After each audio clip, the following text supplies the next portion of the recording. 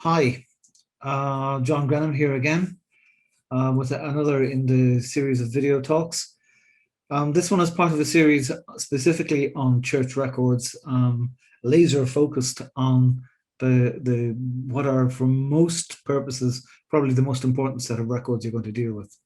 So let's go to the site and I'll start going into some of the detail. Here we are at the site. I'm going to go in via the free browse section and I'm going to go to the Catholic Parish Map first of all. This is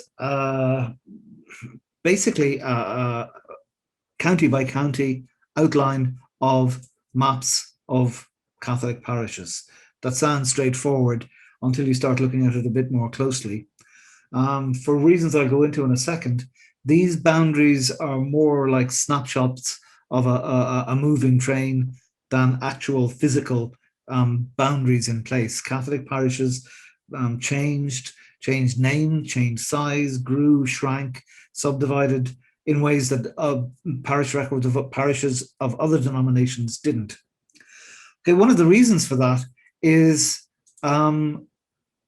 the history of the Catholic Church in Ireland. Before the Reformation, Christianity came to Ireland very early in the 4th or 5th century, but there were no parishes. It evolved as a monastic system. There were giant monasteries with monks administering areas, but there were no parishes. And as far as we can tell, there were no records, sacramental records of baptisms, marriages, and burials. Parishes were set up after the reform of the church in the 12th century, but the parishes seem to have been just taxation areas rather than administrative areas. There are no records right up until the 17th century. Okay, when the Reformation happened, there was this split. The parish structure became part of the Church of Ireland, the Anglican Church, now the State Church, and the Catholic parish system fell into disarray, into disuse. It became a sort of a shadow system. Over the course of the 17th century and the 18th century, the Catholic Church was seriously disadvantaged, and administering records, administering the faithful, keeping records of baptisms, marriages, and burials was pretty much impossible. So realistically, the vast majority of Catholic records only begin from the end of the 18th century, the 1780s, 90s, as Catholicism came back into the spotlight, as Catholics regained their civil rights. And in those early ones, the 1780s, 1790s, early 1800s, are mainly in the more prosperous areas. In some of the areas, the poorest areas in the west and the south, the record keeping really didn't start until the 1840s or 1850s. So there are a couple of things there that explain some of the peculiarities of Catholic records. First of all, they start much later than Catholic records in lots of other places, and than parish records in lots of other places. There are German Lutheran records, parish records that go back right to the Reformation, to the 15th century, if only. Here in Ireland, the places you need them most are where they start latest, and they in most cases it's part of Grenham's first law of Irish genealogy, which is that the page missing from the parish register is the one with your ancestors on it. That's writ large in the case of Catholic records. Okay, how were the records actually kept?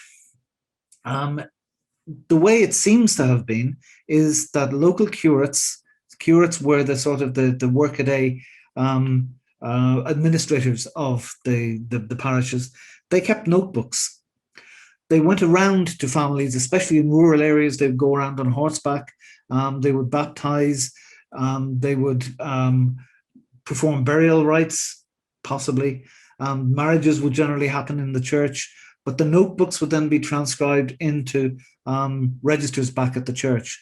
And, every time there is a transcription, there will be errors, there will be omissions, there will be notebooks that fell out of the saddlebag when he was on a rainy day, and so on. So not all of the records are complete. Not all of them are legible even. Okay. One of the things that has happened with Catholic Church records, especially, and given that 80% of the population were Catholic, this is the vast majority of the pre-1864 records. Before the start of civil registration, these church records are basically the only direct access. There are two main ways of getting access to them online. The first is via the National Library of Ireland.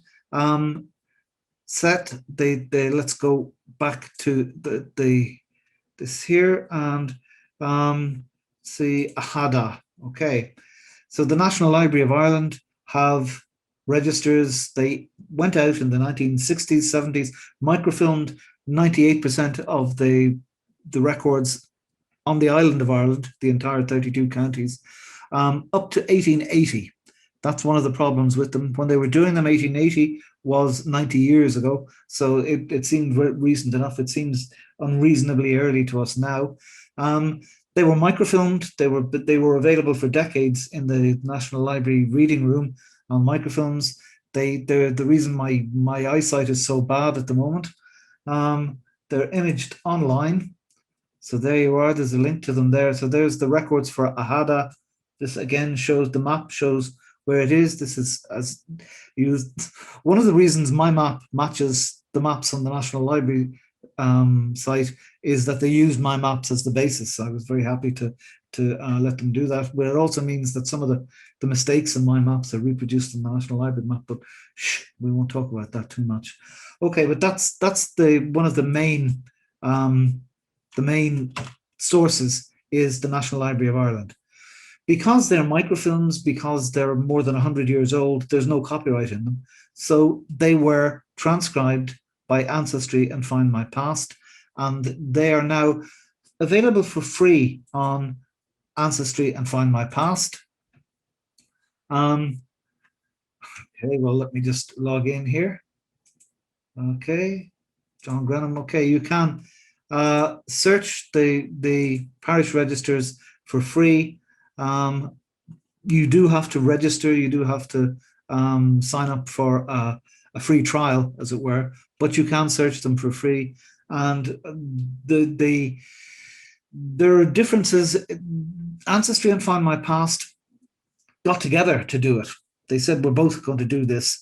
Why don't we join forces? So Ancestry transcribed half and Find My Past transcribed half, and they gave each other their halves, which means that the transcription mistakes are identical on both sides, which is a bit unfortunate, because an awful lot of the microfilms are just not legible. Mitchelstown in the 1830s, for example, it's impossible to read. And it also means, for example, there are some parishes where the registers were non-standard and they were mistranscribed with all the surnames and forenames in the forename field. So there are no surnames transcribed, and so there are all sorts of any problems there are with the transcription are on both sides. That much said, I do find My Past better to search than Ancestry. It's very easy to confine the search to a particular parish. It's easy to confine it to a particular county. It's easy to use wildcards. So one of the things I should add, of course, that I'm not entirely objective in this. As you may have seen when I hit the link here, I have an affiliate arrangement with Find My Past. So if you do end up paying for a subscription, which it's not necessary to do, I repeat, but if you do end up, I get a small slice of whatever you pay them. So it's not entirely disinterested, my take on it. On the other hand, I get very frustrated at Ancestry, at not being able to confine searches to parishes, at the parishes not being part of their place names and so on. Also, even though the transcriptions are the same, the surname variants that they use are different. So Find My Past generally handles Irish surnames a bit better than Ancestry, except that if you put in a surname starting with O, as in O'Donoghue, O'Brien, it says all other surnames starting with O are variants of it, which is utterly ridiculous. So the general point is sup with a long spoon, be very skeptical, be very cautious. That's one main route of access to the online transcripts. The other main one is through transcripts that were made from the originals by local heritage centres. And those are available also on a subscription site, and there's no free trial for this one. So let me just go here for show you Find My Past, log in, there we go. And we're here we want to search Cork, okay, because we were looking at the Catholic records for Ahada, which is in East Cork here. All right, so this is the baptismal records for Cork, North and East. It's done from the original registers, so not from the microfilms. And that means they immediately have a head start, an advantage.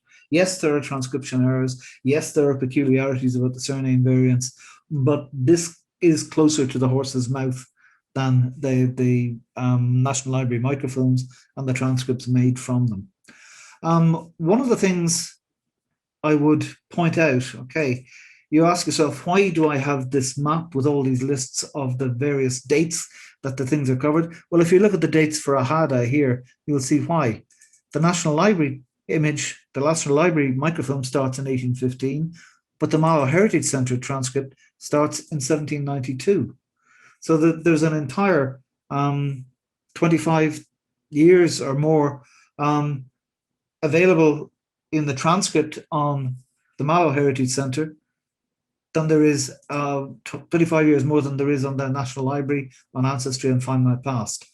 And this is one of the features of Catholic records generally, is that there are differences in the years covered. There are differences in you can see these come up to 1895, 1897, where these come up to 1880.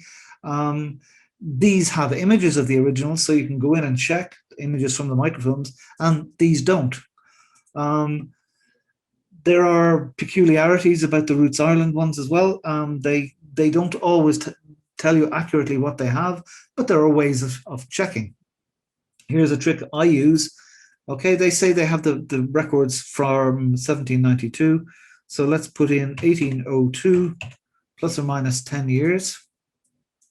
Let's choose Ahada. And I want to see all the records they have.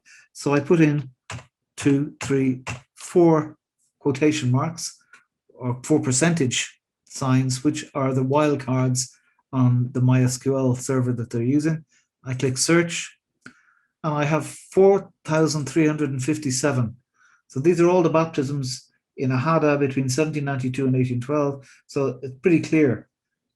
They have the records here. This is not just a mistake, and they've got one record in 1792 and nothing for the next 25 years. And they are all one of the annoying things about the site is it's not possible to sort them by year or by forename. You're stuck with the default sorting, which is by year and then surname. So that's if there's anybody from Roots Ireland watching this, be great to include a sort by for the first name, county, and year. Anyway, just to show that it's not all one-way traffic, let me pick a different parish, also in Cork, also in the Mallow Heritage Centre. And here you can see the National Library of Ireland transcript starts in 1821, but the Mallow Heritage Centre transcript starts in 1833. So if your ancestors were born in the parish of Newmarket in East Cork in the 1820s, you're not going to find them on the Roots Ireland, but you might find them in the Ancestry. And at least you have the microfilms there to go through by hand if you want. So I have to say, it's much more likely to be the other way than this way. There are many more registers that Roots Ireland, the Irish Family History Foundation, the Heritage Centres found that the National Library missed, but there are ones on both sides, and that's why it's important to be able to get a listing like this of exactly what years are covered and where they are, and have links to them online. There are a couple of other peculiarities about Church Catholic records that are worth mentioning.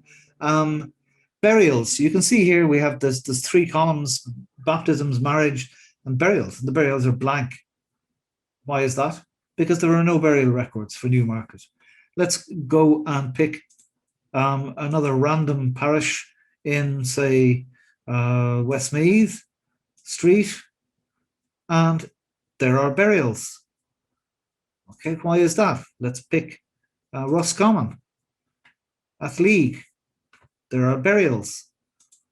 If you look at the map of Ireland, of the parish, this map, if you draw a line between about here in Clare and there in Dublin, you'll find burial records in most Catholic parishes north of it, and virtually none in parish records south of it.